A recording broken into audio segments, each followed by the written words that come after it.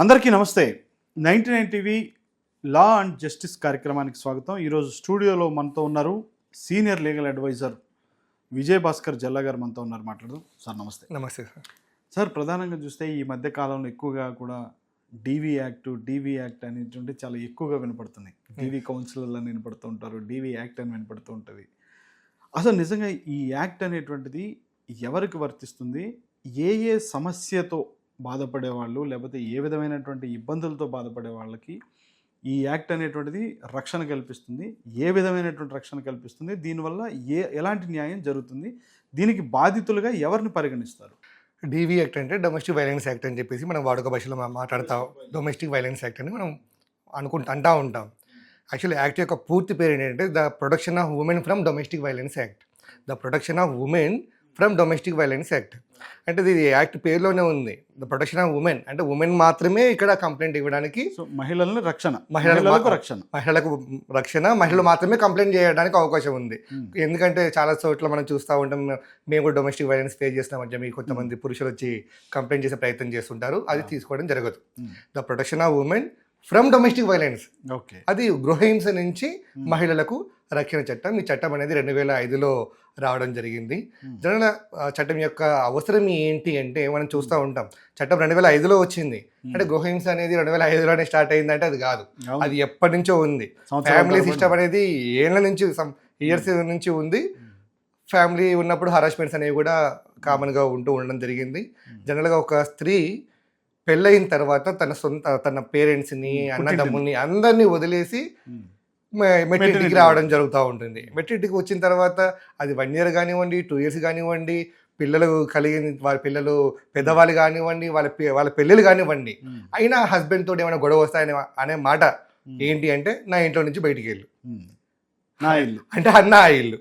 అంటే ఆమె తల్లిదండ్రుల నుంచి వదిలేసి వచ్చినా, పిల్లలు కలిగిన పెళ్ళి 20 సంవత్సరాలు కానివ్వండి, 30 సంవత్సరాలు కానివ్వండి, ఇంకా కూడా ఇల్లు ఆమెది కాదు. సో అంటే నాదే కానీ మనది కాదు. నా ఇంట్లో నుంచి వెళ్ళు అనడమే కాదు, బయటికి గెంటేసిన సందర్భాలు కూడా మనం చాలా చూస్తూనే ఉంటాం. సో ఈ పరిస్థితులకి పరిష్కారం చూపించడం కోసమే ఈ చట్టం అనేది రావడం జరిగింది. ఈ చట్టంలో ఏంటంటే ఎవరు బాధితులు అంటే ఎవరు అంటే మహిళ, ఒక ఇంట్లో ఉండే మహిళ. ఎవరుంటారు ఇంట్లో? సహజంగా భార్య అంటే కోడలు. ఆమెని కోడలు కావచ్చు, ఆమె భార్యని అంటాం, కోడలు కావచ్చు, ఆడపడుచు కావచ్చు, తల్లి కూడా కావచ్చు. కొన్ని సందర్భాల్లో తల్లి కూడా ఫేస్ చేస్తూ ఉంటుంది, కొడుకు నుంచి కావచ్చు, భర్త నుంచి కావచ్చు. ఎవరైనా ఆ ఇంట్లో ఉండే మహిళ ఇలాంటి ఇబ్బంది, ఎలాంటి గృహహింస ఫేస్ చేసినా కూడా అది ఆమె ఫిర్యాదు చేయడం జరుగుతుంటుంది అనమాట. అంటే గృహహింస అంటే ఏంటి? ఎలాంటి హింస? ఫిజికల్ కావచ్చు, శారీరక హింస కావచ్చు, మానసిక హింస కావచ్చు. కొట్టడం అనేది శారీరక హింస కిందకి వస్తుంది. మానసిక హింస అంటే మాటలతో, నువ్వు పుట్టిడికి పోవద్దు, మీ అన్నతో మాట్లాడొద్దు, మీ పేరెంట్స్తో మాట్లాడొద్దు, కొన్ని రకాలైన రిస్ట్రిక్షన్స్. నువ్వు ఉద్యోగం మానేయి, నువ్వు ఆఫీస్కి పోతున్నావు కదా, అందుకే నీకు పవరు, నువ్వు ఇంట్లో పని చేయట్లేదు, అది మానేసేసాయి. ఇవన్నీ కూడా ఏంటి? మానసిక హింస. వెర్బల్ అబ్యూస్, తిట్టడం, చేయడం. తర్వాత ఫైనాన్షియల్, ఆర్థికపరమైన ఇబ్బందులు. అంటే ఒక రెంట్ ఇల్లు ఉంటుంది, ఆయన కిరాయి కట్టడు, ఓనర్ వచ్చే టైంకి ఆయన ఉండడు, ఆమె ఇంట్లో ఉంటుంది, ఆమె ఇబ్బంది ఫేస్ చేయాల్సి వస్తుంది. కరెంట్ బిల్లు కట్టడు, వాటర్ బిల్లు కట్టాడు, పిల్లల ఫీజులు టైం కట్టాడు. ఇవన్నీ కూడా ఆర్థికపరమైన ఇబ్బందులు, హింస కిందకి రావడం జరుగుతుందన్నమాట. ఇవి ఫేస్ చేసే ఏ గృహిణి అయినా కూడా, ఏ బాధితులైనా కూడా ఫిర్యాదు ఈ చట్టం కింద చేయవచ్చు. సో ఎవరి మీద చేయాలి? ఎవరు చేయొచ్చు అనుకున్నాం కదా, ఎవరి మీద చేయాలి? జనరల్గా ఎవరు చేస్తుంటారు? భర్త మీద చేయొచ్చు, అత్తమామలు, ఆడపడుచు కావచ్చు, ఎవరైనా కూడా రెస్పాండెంట్స్గా ఉంటారు, వాళ్ళ మీద మేము ఫిర్యాదు చేయొచ్చు. సో ఎవరికి చేయాలి అంటే, జనరల్గా మనం ఏంటంటే గతంలో చూస్తే ఈ చట్టం రాకముందుకు 498A ఉండేది. అంటే ఇంట్లో హరాస్మెంట్ జరిగితే ఒక మహిళ బయటకు వచ్చి పోలీస్ స్టేషన్కి వెళ్ళాలి, 498A కింద కేసు పెట్టాలి. అక్కడ పోలీసు వాళ్ళు ఏం చేస్తారు?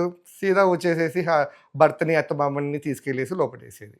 దానివల్ల ఏమైందంటే, నువ్వు నన్ను పోలీస్ స్టేషన్కి లాగావు, ఇక నువ్వు నాకు అవసరమే లేదు అని చెప్పి ముదిరిపోయేది. కానీ సహజంగా మనకు ఇండియన్ ఉమెన్ మన దగ్గరికి వస్తే ఆమె ఏం కోరుకుంటుంది అంటే, హరాస్మెంట్ ఉన్నది నిజమే, నా భర్త తాగుతున్నాడు, కొడుతున్నాడు, అన్ని చేస్తున్నాడు, మరి ఏం కావాలమ్మా తీసుకెళ్ళి లోపటేయాలంటే సహజంగా ఏం కోరుకుంటారంటే, అది కాదు నాకు కావాల్సిన పరిష్కారం, ఆయన మారి నాతో మంచిగా ఉండాలి, ఫస్ట్ ఈ ఎఫర్ట్ అనేది వాళ్ళు కోరుకుంటారు, సంసారాన్ని నిలబెట్టుకునే ప్రయత్నం చేస్తారనమాట. ఇంతకుముందు ఫోన్ 88 ఉన్నప్పుడు ఆ అవకాశం ఉండకపోయేది, అది ఇంకాస్త అధ్వానంగా తయారైపోయాయి అనమాట. సో ఈ చట్టం చాలా జాగ్రత్తగా చాలా బ్యూటిఫుల్గా తయారు చేయడం జరిగిందనమాట. సో సర్వైవర్కి, ఆ విక్టిమ్కి ఏమైతే పరిష్కారాలు కావాలో 1 by 1 ఆమెకి ఇచ్చే ప్రయత్నం చేశారనమాట.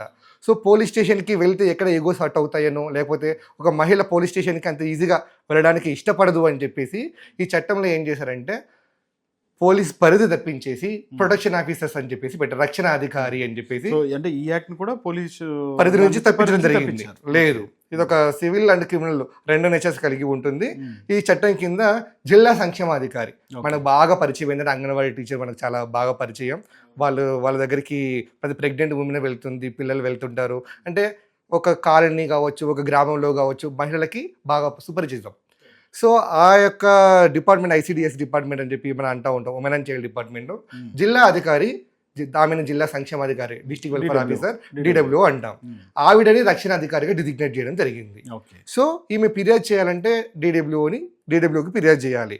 DWO ఎక్కడ ఉంటారు, ఎలా ఉంటారు మీరు తెలుసుకోవాలంటే సింపుల్, మీ అంగన్వాడీ టీచర్ అడిగితే ఆవిడ మీకు దారి చూపిస్తుంది, లేదా తీసుకెళ్తుంది.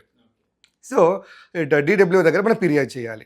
ఫిర్యాదు చేసిన తర్వాత DWO దగ్గర ఒక సిస్టమ్ ఉంటుంది, అంటే ఒక సోషల్ కౌన్సిలర్, ఒక లీగల్ అడ్వైజర్, ఇవన్నీ కూడా సిస్టమ్ ఉంటుంది. ఇప్పుడైతే సఖీ సెంటర్స్ అని చెప్పేసి ఒక సిస్టమ్ తీసుకురావడం జరిగింది అనమాట, 1 స్టాప్ సెంటర్స్ అని. అంటే ఒక బాధిత మహిళకు కావాల్సిన అన్ని రకాల రిలీఫ్స్ అనేది ఒకటే చోట. అదే అవును బాగా వినపడుతుంది, 1 స్టాప్ సెంటర్, సఖీ సెంటర్స్ అనేది ఏర్పాటు చేయడం జరిగింది అనమాట. అంటే ఈ DWO ఏం చేస్తారంటే సఖీ సెంటర్కి ద్వారా వీళ్ళకు రకరకాల సర్వీసెస్ అనేది అందించడం జరుగుతుంది. దాంట్లో ప్రధానంగా ఆమె గాయాలతో వచ్చిందనుకోండి, ముందు ఆమెకు ట్రీట్మెంట్ అనేది ఇవ్వడం జరుగుతుంది. తర్వాత ఆమెకి కొంచెం సపోర్టింగ్గా కౌన్సిలింగ్ అనేది, ఆమె కొంచెం మోరల్గా సపోర్ట్ చేయడం, కౌన్సిలింగ్ అనేది ఇవ్వడం జరుగుతుంది. లీగల్ అడ్వైజ్ ఇవ్వడం జరుగుతుంది. అంటే నీకు ఏమేమి మార్గాలు ఉన్నాయి చట్టపరంగా అవన్నీ కూడా అక్కడ లీగల్ అడ్వైజర్ ఉంటారు, వాళ్ళు క్లియర్గా ఎక్స్ప్లెయిన్ చేయడం జరుగుతుంది. చివరిగా మీకు ఏం కావాలి అని ఒక సర్వేవర్ అడిగితే, ఒక ఆశిస్తున్నారు అని అడిగితే, ప్రస్తుతం అయితే నాకు ఇంట్లో నుంచి గెంటేశాడు, నాకు షెల్టర్ ఇవ్వండి అంటే షెల్టర్ ఇవ్వడం కూడా జరుగుతుంది. షెల్టర్ కూడా అక్కడే వాళ్ళు ఇవ్వడం జరుగుతుంది అనమాట. తర్వాత అంటే ఇన్ని రోజులు లిమిట్ అనేమన్నా ఉంటుంది అంటే ఏమి లిమిట్ అంటూ ఏమీ లేదు. యాక్చువల్లీ సఖీ సెంటర్లో ఒక 5 రోజులు ఎమర్జెన్సీ షెల్టర్ అక్కడే ఇస్తారు. తర్వాత కూడా ఆమెకి ఇంకా ఫర్దర్గా కంటిన్యూ కావాలంటే ఫాదర్ హోమ్స్ అనేవి ఉన్నాయి మన దగ్గర, షార్ట్ స్టే హోమ్స్ అని చెప్పేసి. అక్కడికి వాళ్ళని పంపించేసి అక్కడ ఆమెకి కానీ పిల్లలకు కానీ వాళ్ళకి షెల్టర్ ఇవ్వడంతో పాటు వాళ్ళ అవసరమైతే వాళ్ళ నైపుణ్యాన్ని మెరుగుపరచుకోవడం, ఏదైనా శిక్షణ కూడా జరుగుతూ ఉంటుంది అన్నమాట. బ్యూటిషియన్ కోర్సెస్ కావచ్చు, టైలరింగ్ కావచ్చు, ప్రొఫెషనల్ కోర్సెస్ కూడా వాళ్ళకి తర్ఫీదు ఇచ్చి తన కాలం మీద తను బతికేలా చేస్తూ ఉంటారు. లేదంటే ఫ్యామిలీ సమస్య పూర్తయిన తర్వాత అది పరిష్కారం అయితే మళ్ళీ తిరిగి ఆమె కుటుంబంలోకి ఆమె చేరడానికి కూడా అక్కడ అవకాశం అనేది ఉంటుందన్నమాట. సో ఆ ముందు ఆమె మహిళకి కౌన్సిలింగ్ కావాలంటే కనుక ముందు హస్బెండ్ పిలిపించి అక్కడ కౌన్సిలింగ్ ఇచ్చి పరిష్కారం చేసే ప్రయత్నం చేస్తారు, మధ్య కూడా సఖ్యత కుదిర్చే ప్రయత్నం చేస్తారు. కానీ అన్ని సందర్భాల్లో అన్ని కేసుల్లో కూడా అది ఇప్పుడు కౌన్సిలింగ్ అంటే కలిసి ఉండాలనే కాదు, కొన్ని కేసుల్లో కొన్ని పరిస్థితుల్లో విడిపోవడం కూడా పరిష్కారం కావచ్చు. కరెక్ట్, అన్ని సందర్భాల్లో కలిసి ఉండకపోవచ్చు. ఎందుకంటే డిపెండ్ అవతల వాడు ఎలాంటి వ్యక్తి అని చెప్పేసి, ఇష్యూ ఎంత పెద్దగా ఉంది అని చాలా రీజన్స్ అనేది ఉంటాయి అక్కడ. సో కౌన్సిలింగ్ ఒకవేళ అక్కడ కౌన్సిలింగ్లో వాళ్ళు కలిసి ఉండడం జరగకపోతే కనుక ఆమెకు కేసు ఫైల్ చేసి, ఈ చట్టం కింద, ఈ డొమెస్టిక్ వైలెన్స్ యాక్ట్ కింద కేసు ఫైల్ చేసి కోర్టుకి రిఫర్ చేయడం జరుగుతుంటుంది. అంటే ఏమొస్తుంది ఈ చట్టంలో కేసు ఫైల్ చేసి, ఏం రిలీఫ్స్ అనేవి ఉంటాయి అంటే, ఫస్ట్ ఏంటంటే ప్రొటెక్షన్. ముందు ఆమె మీద దాడి జరగడం ఆపాలి. ఆమె ఆ ఇంట్లో ఉన్నా బయట ఉన్నా కేసు ఫైల్ చేసిందంటే బయట ఉండాల్సిన అవసరం లే, ఆమె అదే ఇంట్లో వాళ్ళతో పాటు ఉంటూనే కేసు ఫైల్ చేయొచ్చు. ఇంట్లో ఉంటూనే ఎందుకోసం కేసు ఫైల్ చేస్తుందంటే హరాస్మెంట్ని ఆపడం కోసం. సో ప్రొటెక్షన్ ఆర్డర్ అనేది కోర్టు గ్రాంట్ చేయడం జరుగుతుంది. ఫస్ట్ ఆమెకు అది కావాలి. ఆ తర్వాత రెండవ సమస్య ఏముంటుంది, ఇంట్లో నుంచి బయటకు గెంటేస్తాడు ఫస్ట్. అంటే ఆమె అకామిడేషన్ కోల్పోతుంది, షెల్టర్ కోల్పోతుంది. సో రెసిడెన్స్ ఆర్డర్ అంటే నివాసపు ఉత్తర్వు అనేది కోర్టు ఇవ్వడం జరుగుతుంది. ఈ నివాసపు ఉత్తర్వు అంటే ఏంటంటే ఆమె ఆ ఇంట్లో ఉండే హక్కు ఆమెకు ఉంది, మీ కోడలు ఆ ఇంటి కోడలుగా, కాబట్టి ఆమె తిరిగి అక్కడ ఇంటి మనిషి కాబట్టి ఆ ఇంట్లో ఉండనివ్వండి అని కోర్టు ఆర్డర్ ఇవ్వడం జరుగుతుంది. ఒకవేళ ఆమె కనుక వాళ్ళతో పాటు కలిసి ఉంటే ఇబ్బంది ఉంటుంది అనుకుంటే ఆల్టర్నేట్ అకామిడేషన్, అంటే బయట ఏమైనా రెంట్ తీసుకున్నా రెంట్ కట్టమని చెప్పేసి హస్బెండ్ని మెయింటెనెన్స్ ఇవ్వచ్చు. తర్వాత మీకు ఏంటిది తినడానికి పిల్లల స్కూలు అవన్నీ కూడా మెయింటెనెన్స్ కూడా ఆర్డర్ ఇవ్వచ్చు. Protection order, residence order and maintenance order. దాని తర్వాత పిల్లల కస్టడీ. కొన్ని సందర్భాల్లో ఏమవుతుంది అంటే అప్పుడు చిన్న పిల్లల్ని లాగేసుకుని ఆమెను బయటికి గెంటేస్తాడు. ఏదో పిల్లల్ని తీసుకుని ఏదో లవ్ అండ్ ఎఫెక్షన్ పెంచుతా చేస్తాని కాదు. ఒక రకమైన మానసిక వేదనకి ఆమెను గురి చేసే ఉద్దేశమే అక్కడ మోస్ట్లీ ఉంటుంది. ఇదో కైండ్ ఆఫ్ హరాస్మెంట్. తల్లి బయటికి వెళ్తే తను ఎలా బతికేదే తనకి అర్థం కాని పరిస్థితులు కూడా మన పిల్లల్ని మాత్రం తీసుకునే పోవాలనేది కోరుకుంటుంది. అవును. సో అలాంటి మహిళల కోసం పిల్లల్ని అప్పగించే ప్రయత్నం అంటే కస్టడీ ఆర్డర్ కూడా ఇవ్వడం జరుగుతుంటుంది. దాంతోపాటు వీళ్ళు పెళ్లికి ఇచ్చిన కట్న కానుకలు అవన్నీ కూడా రిటర్న్ చేయమని చెప్పి, ఆ తర్వాత ఆమె పడ్డ మానసిక శారీరక వేదనకి గాను నష్టపరిహారం, ఇవన్నీ కూడా రిలీజ్ ఈ డొమెస్టిక్ వైలెన్స్ యాక్ట్ కింద నష్టపరిహారం కూడా ఈ యాక్ట్ లో రావడం జరుగుతుందన్నమాట. ఇన్ని కవర్ చేశారు మొత్తం. అంటే ఒక చిన్న సందేహం సార్, ఎట్లా అంటే కట్నం అనేటువంటిది ఇవ్వటమే నేరం, తీసుకోవటం నేరం, ఇవ్వటం నేరం అనేటువంటిది మనకుంది. కానీ కట్నం కింద ఇచ్చాము అని చెప్పేటువంటిది ఒకవేళ ఈ బాధిత మహిళ ఎవరైతే ఉంటారో వాళ్ళు ప్రూవ్ చేయాల్సినటువంటి అవసరం ఏమైనా ఉంటుందా? జనరల్గా ప్రూవ్ చేయాల్సిన అవసరం అయితే ఉంటుంది. అంటే మేము గిఫ్ట్ కింద ఇవి ఇచ్చామని చెప్పి చూపించాలి. పిల్లప్పుడు మనం జనరల్గా సహజంగా ఫోటోలు తీస్తూ ఉంటాం, వీడియోలు తీస్తూ ఉంటాం. ఎవరో పెద్ద మనుషుల మధ్యలో ఒప్పందం జరుగుతూ ఉంటుంది. పెద్ద మనుషులు వచ్చేసి విట్నెస్ ఇవ్వచ్చు, సాక్ష్యం ఇవ్వచ్చు, ఏదైనా కావచ్చు. సాక్ష్యం అనేది కావాలి. సాక్ష్యం అనేది ఓన్లీ డాక్యుమెంటే కాకపోవచ్చు, కొన్ని పరిస్థితులు కూడా సాక్ష్యంగా మనం పరిగణించాల్సి వస్తూ ఉంటుంది. తర్వాత కోర్టులో వచ్చిన తర్వాత క్రాస్ ఎగ్జామ్ చేస్తారు. నానా రకాలుగా సాక్ష్యాన్ని తీసుకొచ్చే ప్రయత్నం చేయడం జరుగుతుంది. సో ఈ విధంగా కూడా వాళ్ళకి ఇవన్నీ రిలీఫ్స్ అనేది ఈ చట్టం ద్వారా ఆమెకు అందించడం జరుగుతుంటుంది.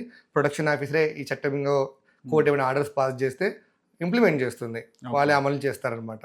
అమలు చేసే ప్రయత్నం కూడా చేస్తూ ఉంటారు. ఒకవేళ ఈ ప్రొటెక్షన్ ఆర్డర్ ఇచ్చిన తర్వాత కూడా ఆ మహిళ ఆ ఇంట్లోనే కొనసాగాలి అనేటువంటి ఒక మొండి పట్టుతో ఉంటే, ఆమె పైన దాడి చేయొద్దు అని చెప్పి ఆమెకు రక్షణ కల్పించాలని కోర్టు ఆర్డర్ ఇచ్చిన తర్వాత కూడా వాళ్ళ కుటుంబ సభ్యులు ఆ విధంగానే మరలా హింసకు గురి చేసే ప్రయత్నం చేస్తే ఆ కుటుంబ సభ్యులకు ఏ విధమైనటువంటి శిక్ష? అయితే ఇక్కడ ఈ చట్టం చూడ ఎంత బ్యూటిఫుల్ గా ఉంది అంటే, ఇప్పుడు ఆమె వచ్చిన తర్వాత నాకు హరాస్మెంట్ చేస్తుంటే ప్రొటెక్షన్ ఆర్డర్ ఇస్తుంది, రెసిడెన్స్ ఆర్డర్ ఇచ్చి ఆ ఇంట్లో పెడుతుంది. ఆ ఇంట్లో ఆమె తిరిగి మళ్ళీ అక్కడ పెట్టడం జరుగుతుంది. అంతే తప్ప ఎలాంటి పనిష్మెంట్ అవతల వారికి ఇవ్వలేదు. అంటే అప్పటికి కూడా వారు కలిసి ఉండడానికి పరిస్థితులు అనేది కల్పించడం జరిగింది, స్పేస్ ఇస్తుంది. అయినా కూడా వాళ్ళు కోర్టు ఆర్డర్ని ధిక్కరించి ఆ బ్రీచ్, అంటే ఇప్పుడు ఆమె మీద దాడి చేసిన, ఆమెను బయటకు గెంటేసిన, అదేంటంటే మనకి బ్రీచ్ ఆఫ్ ప్రొటెక్షన్ ఆర్డర్ అని చెప్పేసి ఏంటిది 1 year పనిష్మెంట్ ఉంది, 20,000 ఫైన్ ఉంది. అప్పుడు అది క్రిమినల్ కన్వర్ట్ అవుతుంది. ఇప్పటిదాకా అది సివిల్ నేచర్ ఉండే, క్రిమినల్ నేచర్గా అది కన్వర్ట్ అవుతుంది. లోకల్ పిఎస్లో కూడా కంప్లైంట్ చేయొచ్చు, లేదంటే కోర్టుకి కూడా రిపోర్ట్ చేయొచ్చు. అప్పుడు సెక్షన్ 31 కింద వాళ్ళ మీద యాక్షన్ తీసుకోవడం జరుగుతుంది అనమాట. మళ్ళీ ఎఫ్ఐఆర్ ఫైల్ చేసేసి యాక్షన్ తీసుకోవడం జరుగుతుంది.